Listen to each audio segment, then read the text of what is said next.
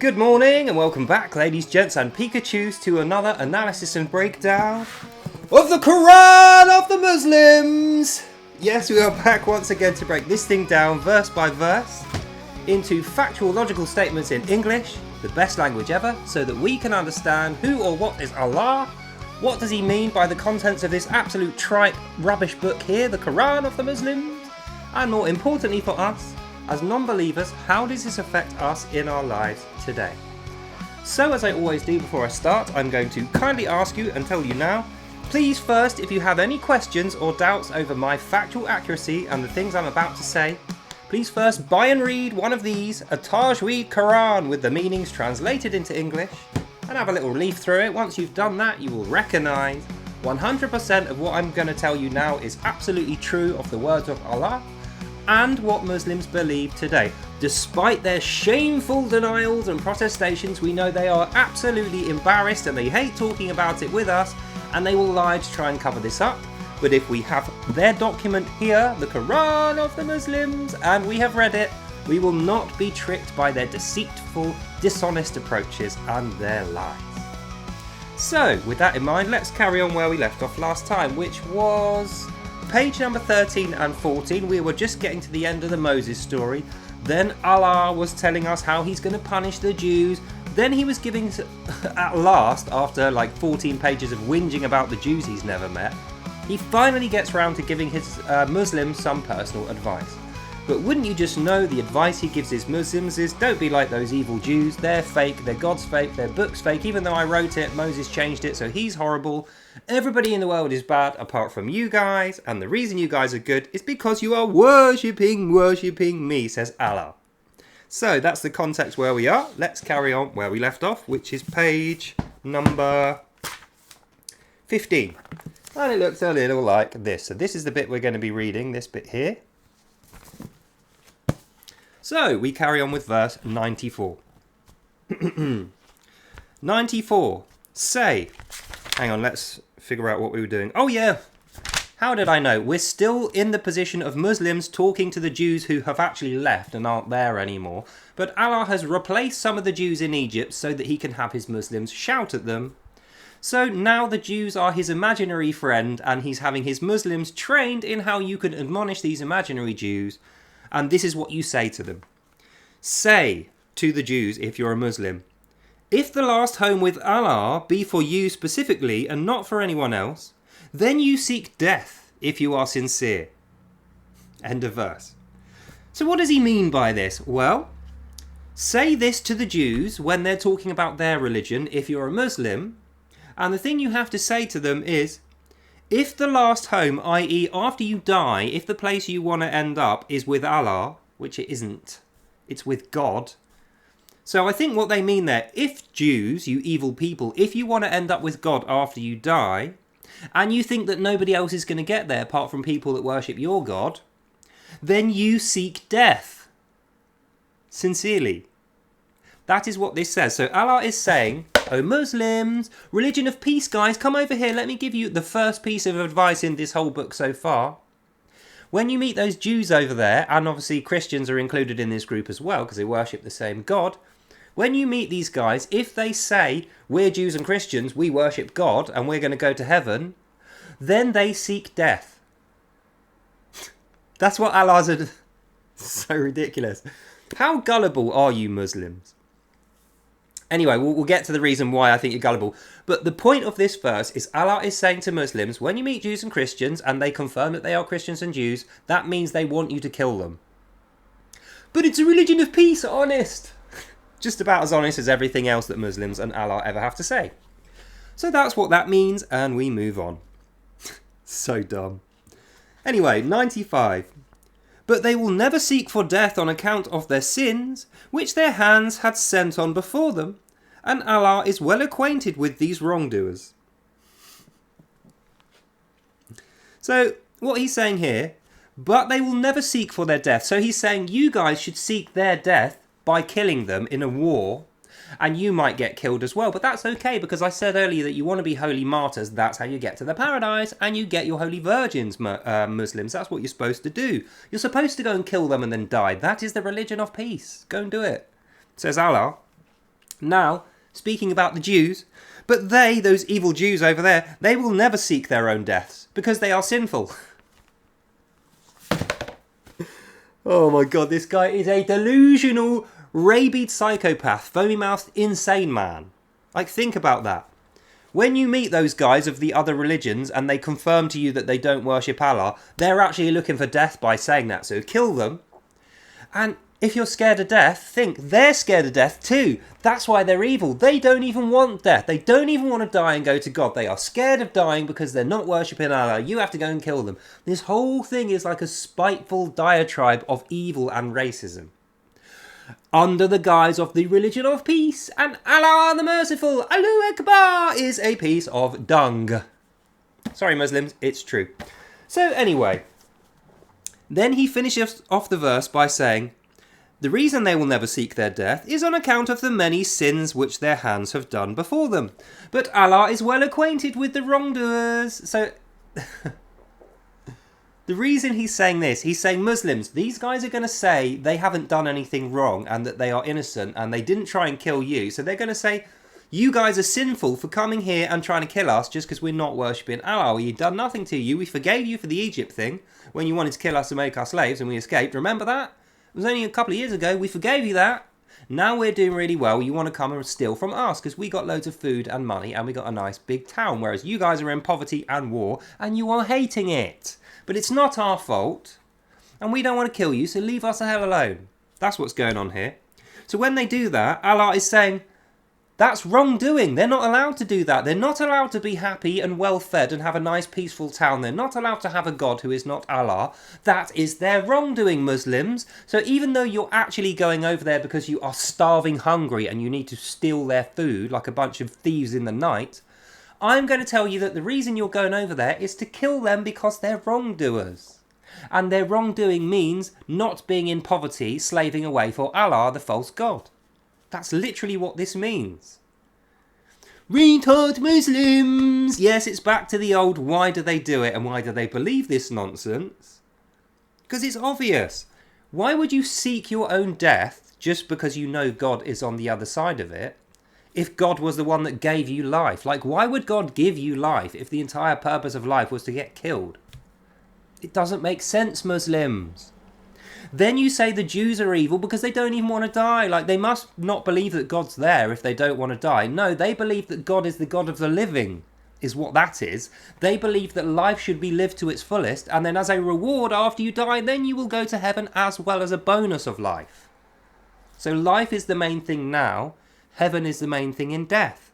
Heaven is not the main thing now, because that would mean life is pointless. Yeah? So Allah's making your life pointless, Muslims, as long as we know that. That's what you believe. That's the reason you want to kill these innocent, fruitful Jews and blow up their town. And why you are living in poverty and war, and why Allah calls you slaves. Because that's literally what you made yourselves. So that's what this means, and Allah is well acquainted with the wrongdoers. So Allah's saying, I know those guys, they're really bad. You know, trust me, bro. We do not trust you, bro. And by the way, Allah, you're not my fucking bro. I hate you. I think you are a disgusting, perverted criminal in the mind of a crazy caravan-robbing paedophile called Mohammed, who was inspired directly by Satan, who is my enemy. Just so we know, you're not my bro, Allah. So that's what that means, and we move on. 96. Thou will indeed find them of all people the most greedy of life, even more than the idol worshippers. Each one of them wishes he could be given a life of 1,000 years. But the grant of such life will not save them from the punishment for Allah. Allah sees all that they do. End of verse. So now we're getting into the meat and gravy of what Allah is actually telling his Muslims. So I think we're past the bit about whinging about the particulars of the Jewish escape and building Israel and having their own peaceful culture now. We're still kind of in the midst of the jealousy of how they're doing really well, despite they left as broke ex-slaves with nothing, and then they moved into a desert with nothing in it. But somehow they've managed to make a really great city with loads of food, which they didn't have before. So it definitely wasn't stolen because they made it with God's help. So we're still in the midst of that. And then we get to 96, which says, Thou will indeed find them of all people most greedy in life. So Allah is saying to the Muslims, Those rich guys over there with all that food they're growing that used to be our slaves, they're the most greedy guys on earth. We absolutely hate how greedy they are. But then he forgets to mention, they've only become greedy since we became poor. Have you noticed that? When they were slaves of ours in Egypt, we never called them greedy, because they had nothing. When they were escaping across the Dead Sea with Moses and we were shouting we're going to kill them, we weren't going to kill them because they were greedy. There was no mention of greed. They're only greedy now that they've grown a load of food and they have been blessed by God with this great city because they are following God's word. And now they're doing really well. So that's the reason why Allah wants to say they're greedy. Greed equals richer than me, in the words of Allah. So that's what this means. Thou will indeed find them, those Jews over there, of all people on earth, the most greedy in life. And the reason, O Muslims, you're going to find the Jews the most greedy in life is because you are now living in abject poverty with nothing, no slaves, no food, no army. And the only company you've got is Allah, your slave master. So you have nothing. You are destitute because of Allah's commandments and your stupidity of following this guy. Now you're looking over there. These guys used to be poor. These guys used to be your slaves. How have they got so much money and food now? Oh, they must have stolen it off you. But hang on, you're in poverty. You haven't got anything to steal. And these guys haven't even visited you. In fact, you just said in the last page, when you visit them, they immediately shoot you down with arrows because they think you're soldiers. And they don't want to come back. So pray tell, how have the Jews stolen all this stuff off you, Allah, unless they can, ooh, you know, like, make it move with their minds? Are they magic? Are these magic Jews? Or, if you use your logical mind, which I know Muslims can't do, but the rest of us can do, if you use your logical mind, is it more possible, even likely, that Allah is telling another lie? So this would be 20 lies in 15 pages and 4 mistakes. That's the count so far. So that's what I think is going on here, but of course, there is more. So let's dive right back into the middle of 96. Each one of them wishes he could be given a life of 1,000 years. No, I don't think that's actually true. I don't think Jews want to live 1,000 years. I think Jews want to live their normal life. Where would he get this 1,000 years thing from? Which apocryphal Old Testament writings from a Hebrew scribe could he possibly have stolen this from? Oh, I wonder if he's been reading the Book of Enoch, which predates his book by about 600, 700 years. Maybe he's read this like we did in previous videos in my series. If you're interested, I'll leave a link in the description. And that is where he gets this supposition that Jews want to live for 1,000 years. Because in that book, Enoch has a vision and he visits heaven and he sees the Lord of hosts, who is Jesus, before he is born here. And he says, oh, we should have a life of 1,000 years. And Jesus says, yes, if you're righteous, you could live near to 1,000 years, but only if you're pure and righteous. So that's where he's getting this from. But not every single... Enoch was one guy who did that. And he's considered to be apocryphal, so nobody reads his book anymore. Because it's, you know, it's basically the Noah story from a different perspective. And we think Noah is a better way to hear that story. So Noah instead of Enoch for us, and for also the Jews. So isn't it weird then? Each one of them wishes he could be given 1,000 years of life, but the granting of such life will not save them from Allah's punishment. So Allah is saying, Enoch asking one time, could we live 1,000 years? And the Lord of hosts saying to him, well, yeah, it's possible. If you live pure and you don't do anything wrong and you're healthy and all that, or however that conversation went. Now Allah has translated that into everybody, Hebrew and possibly Christians, although we haven't found out why they're even alive at the time of Moses yet. All those people are now going to be asking God for a life of 1,000 years and be granted it. And Allah is saying, but I'll still get you. I'll get you and your little dog too. I'll catch up with you after that 1,000 years, then boom, I'll get you in my hell, my evil fire. Then you'll burn forever, you evil, naughty, everyone else who's not Muslim guys. That's what that means. And then he finishes off by saying, for Allah sees all that they will do. So, once again, he's saying to his Muslims, those guys over there might look innocent. You might think in your head, well, they haven't done anything wrong. They're just minding their own business, being rich and powerful and well-fed over there in their nice brand new town they just built, i.e. not going to war with you. You might think, why are we going to war with these guys? Why aren't we farming? No! Allah wants to make it perfectly clear, no thoughts of farming, no thoughts of trading, no thoughts that those guys over there are good and innocent and just getting along and you should be like them and be prosperous. No. What you have to remember is Allah knows. So even though they look like they've done nothing wrong, O Muslims, Allah knows what they've done, and they've done lots, including not worshipping him. So that means, O Muslim, drop everything. Don't worry about farming, trading, or improving your own lives, educating your children and being peaceful. In the words of Allah, you will be an infidel if you don't work for his causes. And his current cause is evil Jews are over there, go and kill them and steal all their stuff, i.e. Muslims all have to be thieves. That's what this means. Isn't it just a thing how they don't have the... Has anyone actually thought about that? Isn't it just a thing how this book doesn't have the 10 Commandments? Despite the fact that it's completely ripped off from Moses. In fact, they're trying to say that Moses isn't the messenger of God. It's actually Mohammed. And that's why they have to make Moses bad. But they've ripped off this whole book from the book of Moses. But they don't have the 10 Commandments. Like, why is that? Moses was a big... his ideas were based on the 10 Commandments being the commandments of God. Moses wrote them into law so that every single culture in future would have the 10 Commandments in their law. In fact, current penal codes in most of the Muslim countries are based loosely off the 10 Commandments of Moses. So why does the Quran not have 10 Commandments? Ever thought about that? Well, because it says you shall have no other God but me, says Yahweh, so they've already broken that one. You shouldn't worship false idols or magic. Well, they're already doing that, they just don't admit to it. You have to respect thy mother and father. Well, you can't do that because it says in the Sharia portion you have to be rebellious against your mother and father unless they're obeying Allah. So you don't care about your family, you only care about Allah. Number 4 is you shall not murder. You shall never murder. Or oh yeah, that's it. Thou shalt never murder. They can't have that one because their entire cult of death is based on murdering the Jews and Christians and everyone else. Sabians, apostates, atheists, pagans, Buddhists.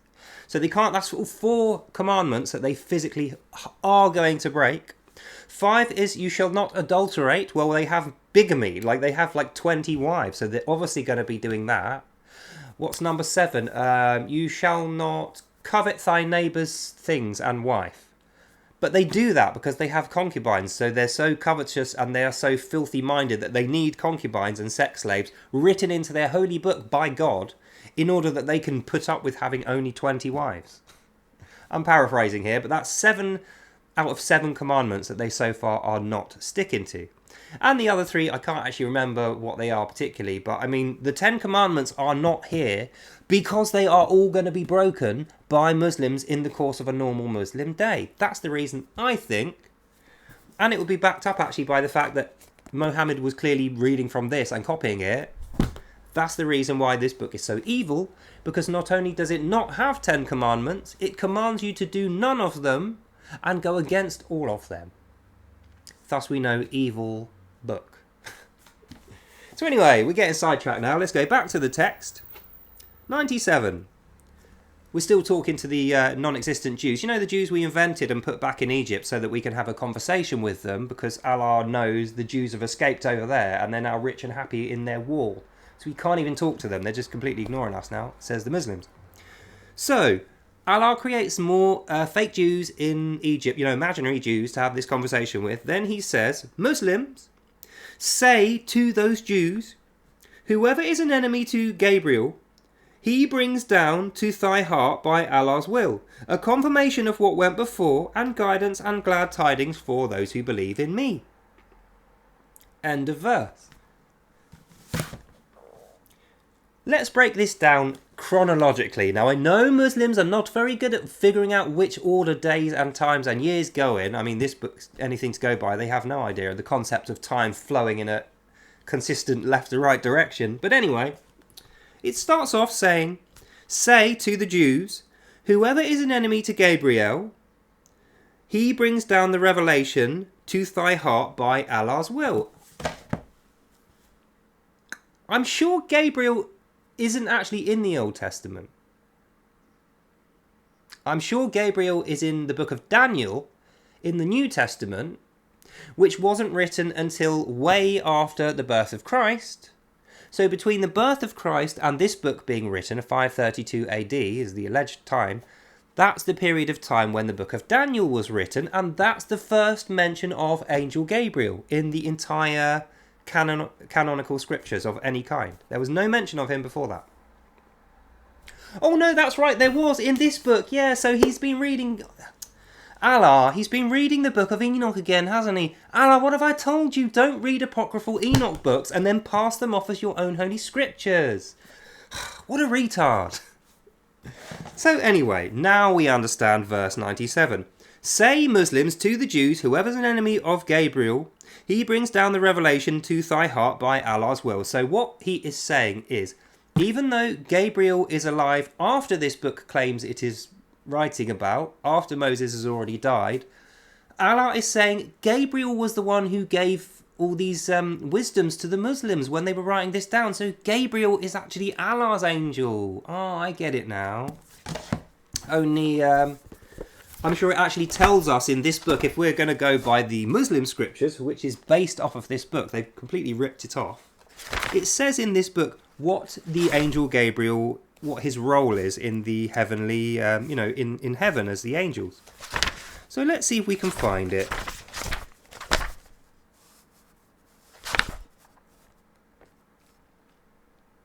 Here we go. Angel Gabriel, one of the holy angels, to wit, he that is set over the best part of mankind and over the chaos of the bad spirits. So Angel Gabriel is elected by God, who is not Allah, to watch over the best part of humanity, i.e. their prophets and the good, righteous people of the world, and also to punish the bad ones. So that is the reason why Mohammed is very interested in Angel Gabriel being in the book of Daniel. And should we just have a little look at what Daniel has to say about Angel Gabriel? Just while we're on the subject, maybe.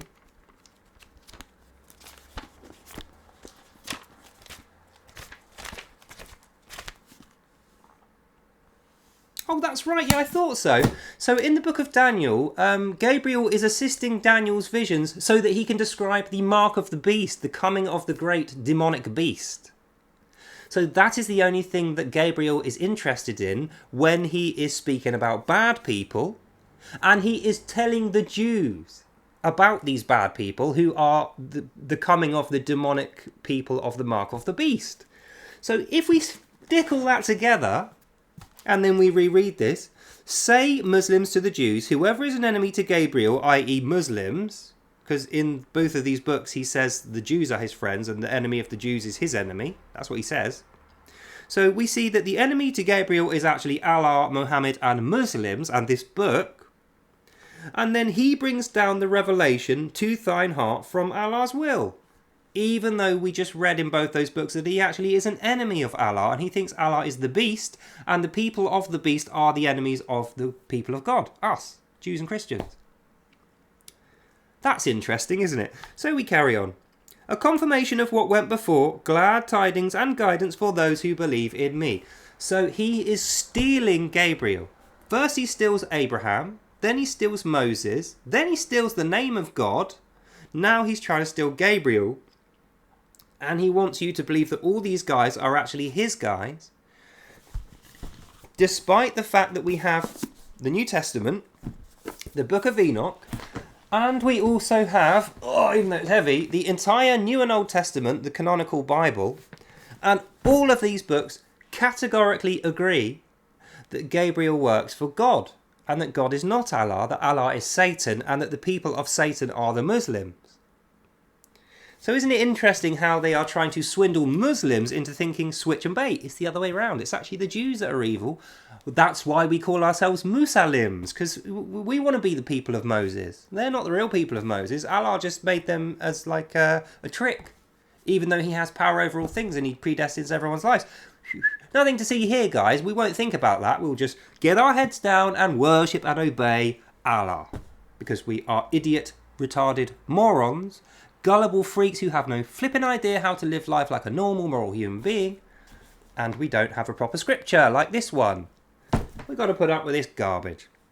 Sorry, this is going to be a long video, but I can't help it. So that's what that means. So we move on to 98. 98. Whoever is an enemy of Allah and his angels and apostles, to Gabriel and Michael, lo, Allah is an enemy to those who reject his faith. End of verse.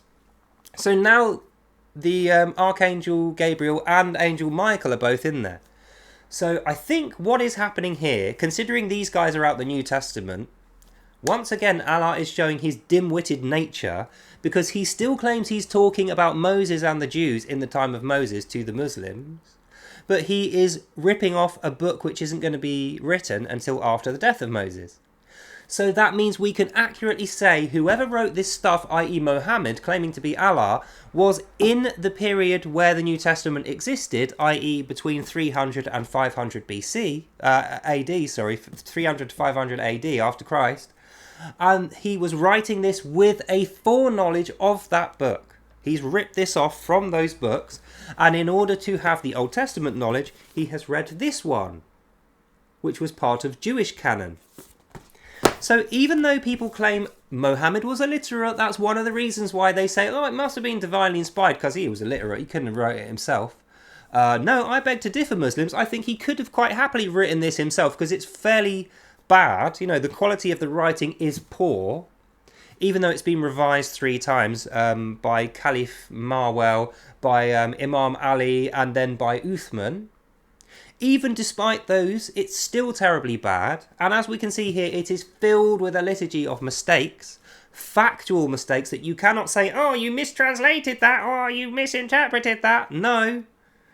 You have placed Moses at the time of the book of Daniel.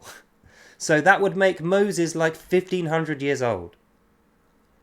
No, I don't buy it. Allah is lying to you, Muslims, and if you listened to reason and you weren't so flippin' dumb and used your free will and your inquiring human mind, which you do have, just the same as I have, if you used it, you would be able to figure this out without getting the tick off from a guy like me. But anyway, forget you. If you want to be a brainwashed idiot animal, you go ahead. We're going to carry on understanding why this book is false and how it has such a bad effect on the society it infects. Then we're going to get rid of it. Lo, Allah is an enemy to those who reject his faith. So we already knew this, but in capping off 98, Allah is saying, anyone who doesn't believe me about these angels and the weird wrong timing and the fact that they won't appear until the book of Daniel, despite the fact that I claimed earlier we're talking about Moses, despite all those mistakes, you better believe in me or you're an enemy and I will kill you. That's what this means. And we move on. 99. We have sent down, we being Allah's angels, not Gabriel and Michael, because they are God's angels. The rebellious angels of Satan is who we're talking about. We have sent down to thee manifest signs, and none reject them but those who are perverse. Notice, there's 2 things he's saying here. He's saying, if we break it down, I have sent you down signs like holy signs that you couldn't miss, big miracle signs.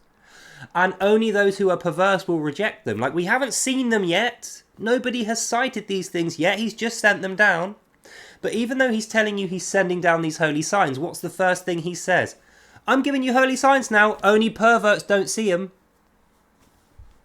So then all the little baby Muslims are going to go, I saw that holy sign. I'm not a pervert. I definitely saw it. Did you see the holy signs? Yeah, I saw them. Yeah, we all saw the holy signs. Yeah, all the Muslims saw the holy signs. Then they're going to say to a Jew, did you see those holy signs? And the Jew's going to go, what? No, we never saw any holy signs. And there haven't been any holy signs. And then all the Muslims are going to chorus together, perverts! And that is how they hate the Jews. So you can see, even though we are now talking about Muslims and what they have to do, Allah is still lying. That's a 20-second lie. We're on 4 mistakes. Allah has said, right, I'm going to send down some holy signs. Anyone who doesn't see them when they appear is obviously a pervert. So that means if you're a Muslim and you haven't seen the holy signs, are you likely to admit to this? Hell no. You're going to say, yeah, I definitely saw them. I'm not a pervert. I definitely saw Allah's signs. Did you see Allah's signs? Yeah, I saw Allah's signs. Who here didn't see? Line up over there if you're a pervert who didn't see Allah's signs. Good, no one in that queue. Cool, we're all good Muslims, we all saw the holy signs. And then they wrote it down in this book. So Allah is tricking his Muslims, who are gullible as all hell, into thinking that their forefathers and ancestors all saw these holy signs, in which case they are not perverts, and everybody else on the planet who has eyes in the head and is not bullshitting, who didn't see these mystical, non-existent holy signs, are now perverts to Muslims. So this is another example of Allah setting his Muslims to war against the rest of the world based on a false narrative. Nice one, Allah. Yeah, religion of peace. Yeah, okay, yeah.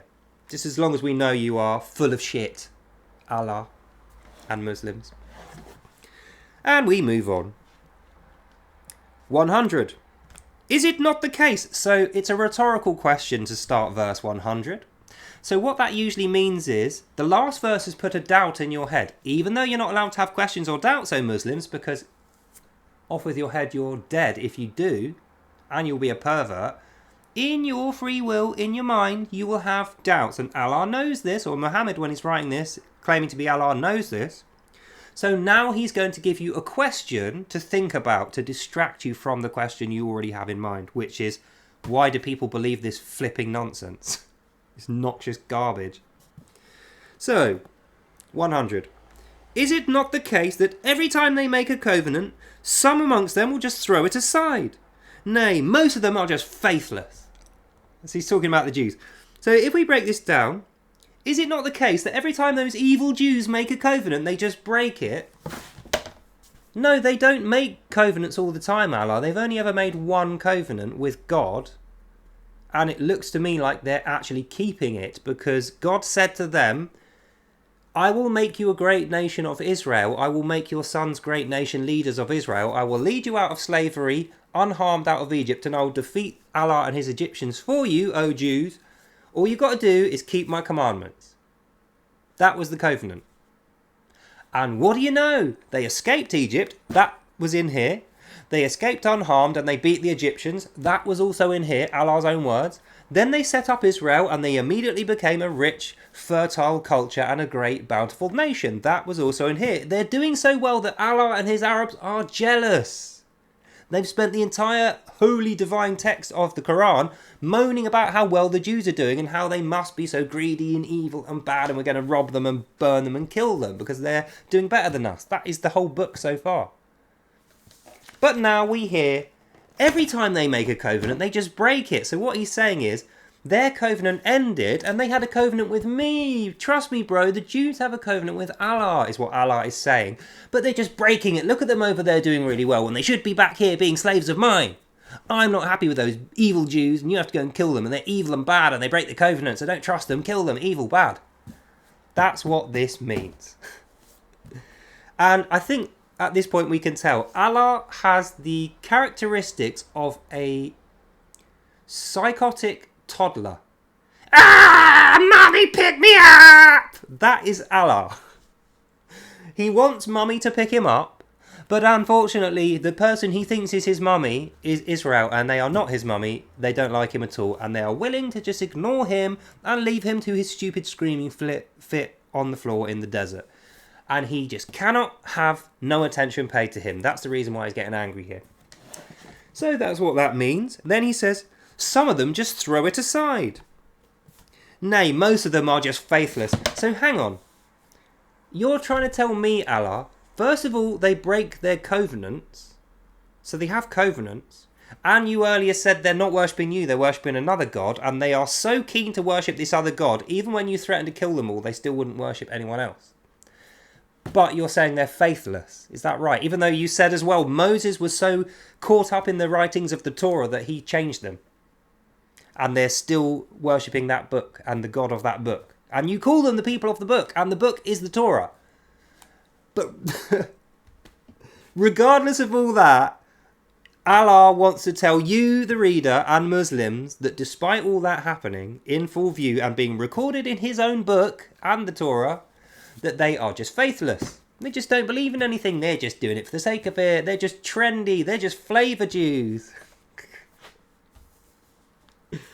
How dumb and gullible and uneducated and retarded and fucking stupid do you Muslims need to bloody well be to believe on this nonsense. Like, I am sorry to be so hard and cutting with my words to describe you, O Muslims, but surely you can see how stupid this is making you look. Only a fool would believe this, and even then it would have to be a retarded, childlike, blind fool who was completely distracted by jangling belly dancers or something. There needs to be some excuse for it. You cannot be this stupid. I refuse to believe that you are this stupid, Muslims. You are willfully ignorant. That is not stupid. You are choosing ignorance, that means. So how about this? Choose not ignorance. Yeah, just an idea. Just something to mull over in your head. Think about. Maybe, you know. Then you won't be in poverty. And that's all that means. So we move on to the final verse of the day, which I'm very happy about, being as we're at 35.5 minutes. 101. And when there came to them an apostle from Allah, confirming that this was the real book, a party of the people of the book threw away the book of Allah behind their backs as if they did not know. End of verse, end of reading. This is interesting. So let's break this down. This is actually, I'm glad we ended on this one. And when there came to them an apostle from Allah. So a minute ago, remember on the last 2 pages, he was saying when the apostles approach Israel are not stupid and they know these guys are there to make war. So they just pop them with an arrow. And the only ones that they don't kill are the imposters who aren't really committed to the ideals of Allah. You know, the ones who are just slaves, who are just forced into it. So Moses and his big walled city and his army, they're killing any apostles of Allah that traipse over to Israel to make trouble. But they are keeping their eyes peeled in case they make a mistake. And if it is not really an apostle of Allah, if it's just a slave in chains who is there doing the will of Allah because they're a slave, that's an imposter. They don't kill those ones.